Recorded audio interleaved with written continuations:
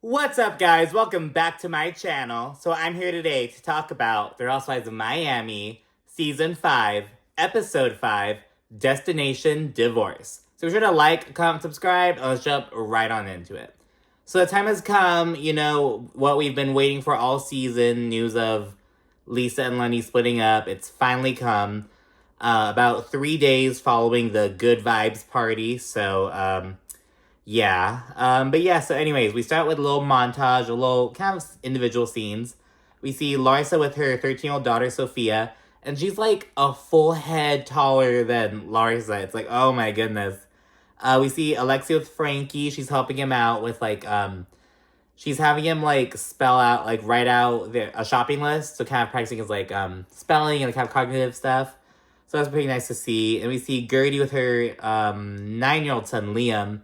They're just like hanging out and stuff. I didn't really see many family scenes with Guerdy last season. We saw some of her husband, but like we're seeing more of Guerdy with her kids, specifically her younger son. Then we see our first full scene with Julia.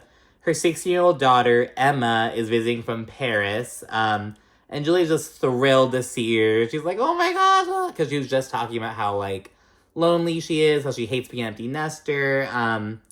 She's excited to see her because remember Emma, she's in Paris finishing up high school, living with her dad, just kind of like practicing her French, being in a different environment, and being with her other family. She's been overseas, so Julie's thrilled, and she's like all asking about Emma's grades and shit like that, and she's like, "Oh, are you doing well? Are you doing well in school?" And Emma, she clocks Julia though. She's like, "Mom, you don't even know what the name of my school is. Like, don't trip on my grades. I don't even know what school I go to." And Julia's like, "Okay, I don't." But it's like it just gets lost in translation. That's kind of funny. And in the confessional, Julia, of course, she speaks more about being an empty nester. She says that like the feeling is inescapable. She thinks about it like at all hours of the day. It's a major change to her lifestyle. She's like, being a mom, it's obviously a part of like a lot of people's identities, but like Julia was one of the people who like really, really seem to like focus on that. So it's a big change for her. And she says that like she no longer like rushes home. She has like all this free time on her hands, or she used to have like the set schedule, the set routine, and it's just hard for her. And she acknowledges like the growing distance between her and Martina.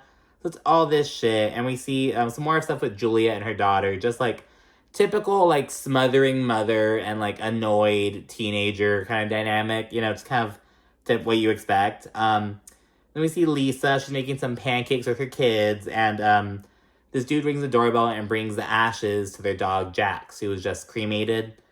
And she kind of speaks on how, in the confessional, she speaks on how, like, she really wanted to talk to the kids about, specifically, because her kids are 2 and 6. So the 2-year-old is kind of, like, going with the flow, but the 6-year-old, like, knows what's up, knows about death, and so it's like, okay, like, we have to talk to him, together. So she wanted Lenny to do it with her, but she says that like Lenny's just so fucking busy with work and stuff that like he's unable to, so he has to do it by herself. And so she talks to Logan, and in the confessional she also says that like she knows that Lenny like he does his best to be there for them, and he provides a good life for them and everything. It's like, ooh, girl. So she's saying that now, but by the end of the episode she's saying that Lenny wants to fucking kick her ass out, tells her to go find another place to live with the kids. Just so cold. And it's like, well, that's your, like, that's the mother of your children, dude. They've been married for, God, because they were already married when they were when they were on back in, like, 2013, 2012. So I don't even know. I don't even know how long they're made for, but it's just like, dude, really? But anyways, then we segue over to Miss Larsa. She's on a date with this guy named Ari. She says that he's like, they've been friends for a while. He's kind of going on a date to a sushi place. She says that dating is challenging, though. She says that, like, there's quantity, but not quality. And she's trying to date guys outside of the basketball world. But she's currently in... She says they're not dating. We're just friends. We're just friends, just hanging out. So they're at least friends with benefits, or they seem to be dating at least. Larsa and Marcus Jordan, Michael Jordan's son. But yeah, she hasn't acknowledged that they're an item yet, although they've been seen together multiple times. She also played Coy on Watch Happens Live because she brought him as like a guest while she was on the show. And she's like, no, yeah, we're just hanging out, we're friends, like just being really coy about it. Anyways, it's like, okay, I mean, like, he's not playing basketball, I don't think he is, but his father obviously played basketball. The chef, they gives a little demonstration on how to make sushi, and Larsa in confessional says she compares a lot of the guys to Scotty, because she says that, like, Scotty was really romantic and sweet, but, like, that's kind of, like, out of style now, she says, and she's like, how do I date in 2022? And it's like, because, like, dating in, like, the early 90s in Chicago is probably a lot different than dating in 2022 in Miami. You know what I mean? Like, just, like, the kind of, like, vibe in 2020, like, this era in general. But yeah, she's just kind of seeing what's up and just kind of doing everything, and she just wants to meet the person who's right for her and ride off into the sunset.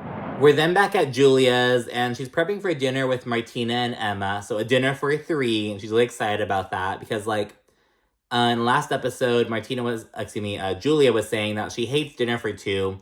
It's so lonely for her, she doesn't like it, and, I'm with Martina on that one, because, like, that's concerning. Like, we're at this stage in our life where, like, it's us. Like, it's like we don't have the kids around. It's, like, just us. So it's, like, if you can't be alone with me, like, what the fuck, Julia's super coddly with her daughter, and Martina tells her, like, look, Emma's 16. Like, she doesn't want to be, like, just sit around and have you kiss her and coddle her and coo at her all day. Like, she wants to, do her own thing. She's a 16-year-old. She wants to be treated as such. That's Martina's approach. Emma then reveals that she's gotten her scooter license and she's gonna get a scooter out in Paris. Julia, she's yapping about how dangerous driving in Paris is, because Julia used to live there too way back in the day. And she's talking about how dangerous it is. Martina's approach is like, oh, well, Julia, you did it. Now she's gonna do it. Martina's a lot more practical, you know what I mean? And Emma's just kind of, like, literally looking to Martina to be the voice of reason. Julia then asks if Emma's even, like, wearing a helmet, and Emma's like, oh, no, I'm not wearing a helmet. And Martina, in turn, she's like, oh, that's stupid, like, you should wear a helmet. And it's like, okay, whatever, but Julia gets upset at Martina, though, because she's like, oh, well, you're okay with what's happening, you're okay with it. And Martina's like, look, I said that it's stupid that she's not wearing a helmet. And then Martina asks her, like, oh, well, Emma, like, will you promise me that you're gonna wear a helmet? And Emma says, yes, I promise I'll wear a helmet. And Martina's like, okay, there, it's done. And Julia in turn's like, oh, how are we gonna know how are we supposed to know if it happens? How are we supposed to check? And Martina says, we're gonna have to take her word for it. She's an adult. So Martina's a lot more, like, level-headed. I just really like that. You need that dynamic. And I also, as someone who has, like, I have a stepdad and a stepmom, parents have been divorced since I was 5.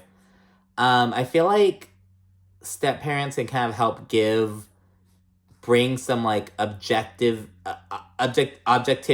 you know what I mean? Kind of like with Alexia's situation. Well, it's different because, like, her son's, like, fucking 30, but, Peter, but, like, Todd is a lot more, like, kind of like, okay, what the fuck is he doing? Like, what is he doing in his life? And Alexia's like, no, he's my son, they kind of provide a kind of level of objectivity, which, is needed. And I feel like that's what we're seeing with Martina. She's like, look, like, it's logical. She's gonna want to do these things. She wants to be, she's gonna want to, like, do her own thing. Just live her life. And you have to let her.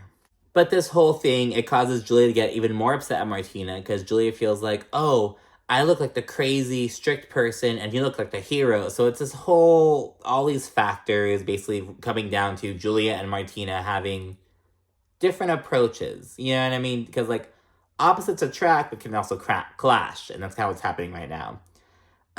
Julia then tells Emma, like, oh, take the metro into, like the subway, like, take that instead. And Emma's like, oh, where people jerk off on you? Like, what the heck? And it's like, oh my god. Then Julia gets all upset, and Martina just shuts the conversation down. She's like, I'm done. Let's just eat our fucking dinner. Like, fuck this, But yeah, then we check in with Nicole, and she invites some of the ladies over for a little boat ride. Specifically, she invites Guerdy, Alexia, Julia, Adriana, and Lisa. Guerdy rolls in. She's speaking on how busy she's been. She's booked and busy, honey. Julia, she's really trying to get, like, so she has her fucking goat. She brought her goat to the beach, and she was like, she's trying to, like, get him more used to, like, being out and about, kind of, like, training him, if you will, to kind of be out in public and not just at the farm. And she even made these little fucking diapers to, like, catch their poop and stuff. And it's like, oh my god. And I used to have a goat, actually. I was a freshman in high school. I had a goat. I was in FFA, the Future Farmers of America. I was actually in it for 2 years, but I had a goat only. I had an animal just for 1 year, the first year. And it was really cool and stuff, but like I would fucking walk around the neighborhood walking my goat because I live in like a rural desert community, so it's like walking a goat down the street is obviously kind of like, oh, what the fuck, but it's not like too extreme. It's like I'm in New York City doing that. You know what I mean? What I'm trying to get at.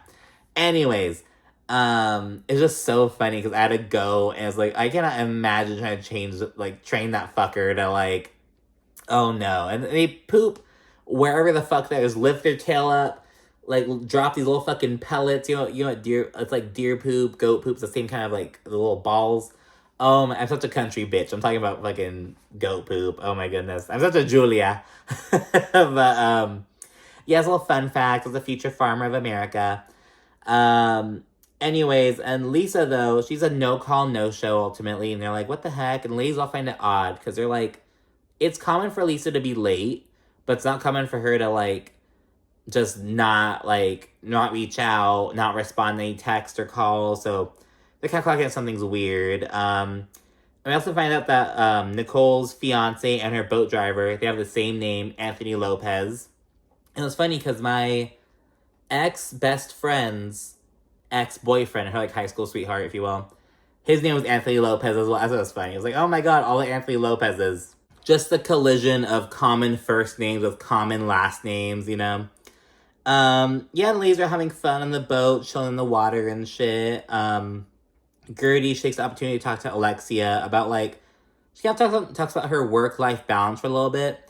And she said we were talking about how, like, when she was planning Alexia's party, like, or her wedding last year, she felt like, the line between their friendship and their, like, business relationship was kind of, like, really thin. She was like, I felt like there were times, like, I didn't know if you really liked me, and, like, just kind of acknowledging the elephant in the room, if you will. But they kind of agreed to move forward. But we know from the preview that Guerdy and Lexi have some more beef come up later. So I'm really curious about what that is. Because it seems like they had a little spat in the beginning. They settled that. Now they're like reaffirming if they're good. But I don't know. We'll see what comes up though. Oh, we also see Adriana's hoe ass flirting with the fucking boat captain. It's like, oh my god, girl. Lisa then texts and says she isn't feeling well, though she's excited for the upcoming trip to the Keys. The ladies again, or they're kind of sitting and chatting, they make up how, like, Lisa and Lenny, they always have these parties that are full of these hot bitches. And they're like, I would not be cool with that. Like, oh my goodness, no. And Adriana says, oh, like, Lisa's mad about thirsty bitches trying to get at Lenny, but she invites them to her house.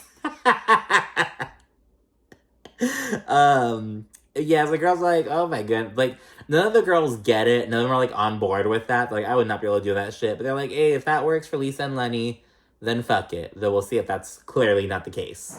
And now it's a new day, and the ladies are all packing for a trip to the Keys. Some of them are driving, some are flying on Nicole and Anthony's plane, the little private jet, but they're all going, all the main cast members, all the friends of, so all 9 girls. Like, ooh, okay, like, I love Miami. Just such fun vibes. Like, I don't know. I love the vibes. Like, all the different women, all different personalities. Like, the little random get-together. Because it's, like, 9 people. So it's like, oh, yeah, just these 4 people get together. These 3 people get together. These 5 people get together. It's really, I don't know. I enjoy Miami a lot so far. Lisa's an hour and a half late to the plane. And she's not answering any calls or texts. And mind you, it's only like a 20-minute flight from Miami to the Keys. So they're like, we're waiting, like, what the fuck? We're waiting all this time. We could have been there, like, an hour ago. Like, what the fuck? Anthony's like, getting annoyed. He's, like, preparing to take off. And Lisa, she arrives at the very last second. So anyways, they don't take off and land in the Florida Keys. Ladies are asking Lisa what's up in the Sprinter van. Like, oh, is everything all good? Why were you late? And Lisa says she just has a lot going on, but she doesn't really want to talk about it right then and there. And all of them understand. Like, oh, I get it, girl. Like, you know, whenever you're ready. It's a beautiful resort. Everyone's getting situated and shit. You know, it's a little flim-flam, nothing too serious. Lisa then gets a call from her nanny. So remember, her main nanny, like, fell in the shower and, like, fractured or broke her wrist. So she's having, like, these, like, fill-in nannies, replace, like, these people who aren't really super reliable. And one of them's there, and she's, like, not feeling well, I guess, and she has to leave. And Lisa's like, oh my gosh, well, the kids are 2 and 6. You can't like, leave them alone. I'm like in the keys. I'm like all the way over here. So Lisa calls Lenny to tell him what's up. And tell him like, hey, you know, right after work, you're probably going to have to go right home and be on daddy duty, basically. Like, you're going to have to step up. And Lenny says, oh, you know, I have a tennis match that I'd prefer to keep. So, you know, if you can, try to find someone else. And Lisa's like, okay, well, you're probably going to have to, like, go. Like, I'm going to try to find someone, but, you know, and Lenny's like, oh, it's fine. Like, I'll cancel the match if I need to, but I would rather not cancel it. So please try to find someone. Just being so adamant about, like, keeping this fucking tennis match. Like, bro, you have kids. Like, I don't know. And the thing is, it's a tennis match. And I don't know if it's a tennis match, a tennis lesson, something with tennis. And it's like, it's not like it's this fucking, like, he has this fucking surgery. It's not like he has, like, this, you know what I mean? It's like, it was just so selfish of him. And Lisa got really upset, and I would have gotten upset too. It's like, what the fuck, man? Lisa's like, fuck this tennis shit. Like, go be with your fucking kids. Like, oh my goodness. And Lenny's finally like, okay, like, after work, I'll go home and stay there, blah, blah, blah. And it's like, it shouldn't take all that. You know what I mean? And it's like, it's already, the main nanny's gone. She's like out of, she's recovering from fucking slipping. This is the replacement nanny. So you need a replacement for the replacement. It's like, bro, come on. Like, just get your ass home. Like, so yeah, I really feel for Lisa with that. We then see the other girls. They're congregating over by the pool. It's kind of good vibes. Lisa then joins the group, and they're all kind of going to like, sit down and chat and shit. Lisa, she begins talking about everything going on. She's like, oh, you know, like, with her nanny, and she talks about, like, just having to put her dog down, talk to the kids about it, and she starts to get, like, really emotional. She's talking about it, says that, like, everything's colliding right now. The ladies really rally around her, and they kind of, like, ask her, like, what she needs, what's up, would she feel better if she were at home right then and there? At least, like, I don't know, like, I don't know what I need, nothing's up, it's fine. She's kind of being, like, really kind of guarded about it. However, Lisa begins to open up a little bit later, so that she isn't okay, and she's having some marital issues. And understandably, the ladies begin chiming in, giving her some like really good advice, to be honest. So I kind of like, sometimes you have to step back and kind of like see, like, to reevaluate everything and get yourself right to get back in. You know, marriages have ebbs and flows. They change every day, especially when you're married for so long. Like, they have to give some advice, but Lisa says that she thinks her marriage is over.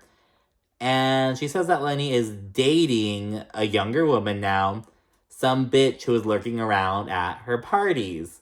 So that's why they were fucking talking about, cause I'm like, they keep bringing up these sexy parties, and that's why, because it's some bitch who's at one of those parties. Lisa says that Lenny wants to kick her out. He told her to go find a home for her and the kids. And the ladies, understandably, they're like, what the fuck? They're all like, oh my god, they're rallying around her.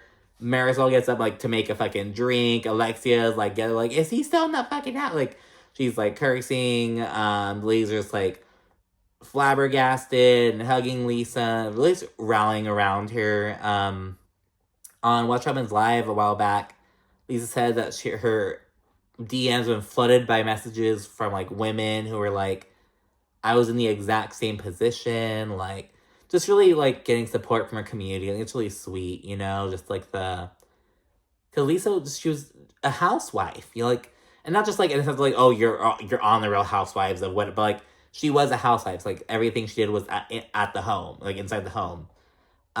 She was not a businesswoman, is what I'm saying. Which is fine, but it's, like, makes this even worse, because, like, oh my goodness, like, you know what I mean, it's I don't know, but yeah, the women are surrounding her with support, rallying around her, and it's to be continued. But yeah, so it's like, oh my goodness, now I get to see what plays out. It just happened, but it's like, he's dating another bitch already. Oh my god. But yeah, that's it for this episode. Please let me know what you thought down in the comments, and be sure you liked and subscribed. Stay tuned for more, because it's going to be a hell of a season. Thanks again. Bye.